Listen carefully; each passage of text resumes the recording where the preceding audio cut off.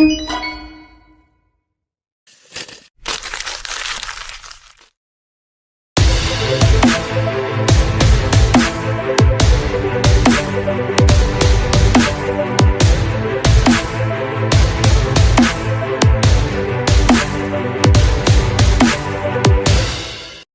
hello again, and it's time for another selling point.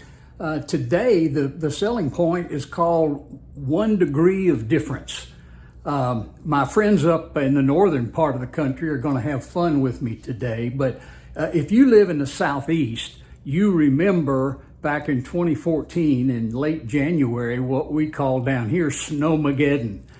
You can see by looking at the picture that Atlanta really got hit. Now, this was throughout the southeast. There were like 60 million people in several states down through here that suffered through that. But the worst of the ice and snow was in Atlanta. And in Atlanta, it happened during the afternoon where it was a rush hour, and it was only 2 inches of snow. So I know my friends up north now are just snickering about this, but you know, if you live in the South, or if you've ever been down here in the wintertime, you know we don't have equipment down here for snow. It's just a once in a forever kind of a thing.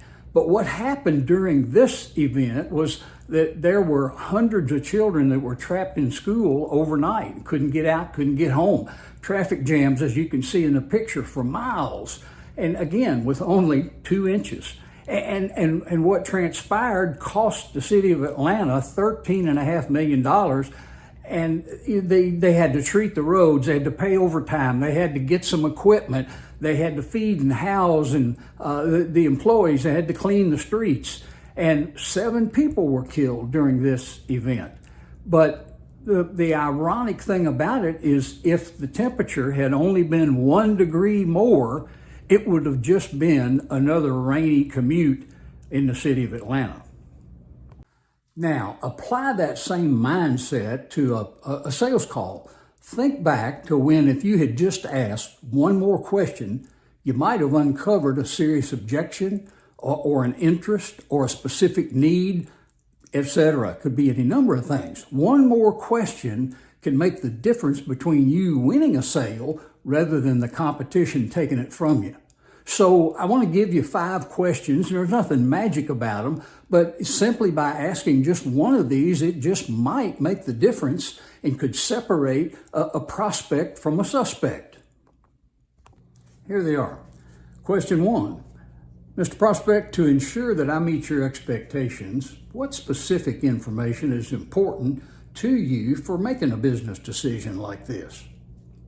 Or another one, other than yourself, who else will be involved in this decision that should be present for our next meeting? Now think about that one for a second, because you know, every time that you go see a one-legger, or you don't see everyone who's got a stake in the decision, you're going to end up just having to make an additional visit, and worst case, end up losing the sale.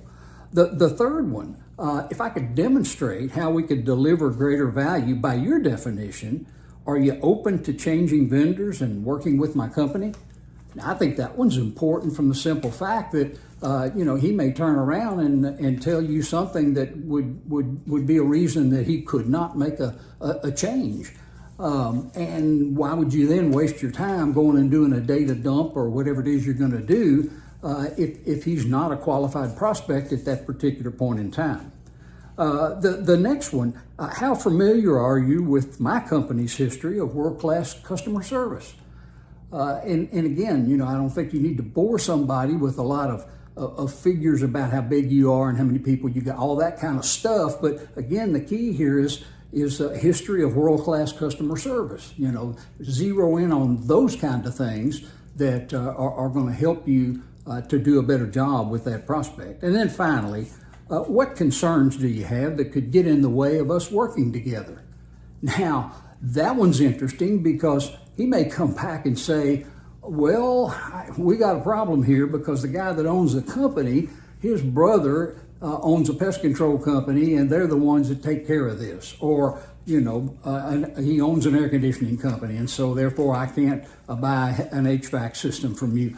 those kind of things could be knockouts, and I want to find those out as soon as I possibly can. So if I'm going to fail, I want to fail fast so that I can get on down the road and see somebody else, because that's the that's the name of the game. I've only got so many hours in a selling day, and I want to get more sales per mile out of my entire day. So don't assume that for big results that you need big change. Don't forget the snowmageddon that we just talked about, where catastrophe was due to just 1 degree of temperature change. So likewise, one more question can produce salesmageddon for you, leading to new customers, referrals, recommendations, and testimonials. Have a great sales week.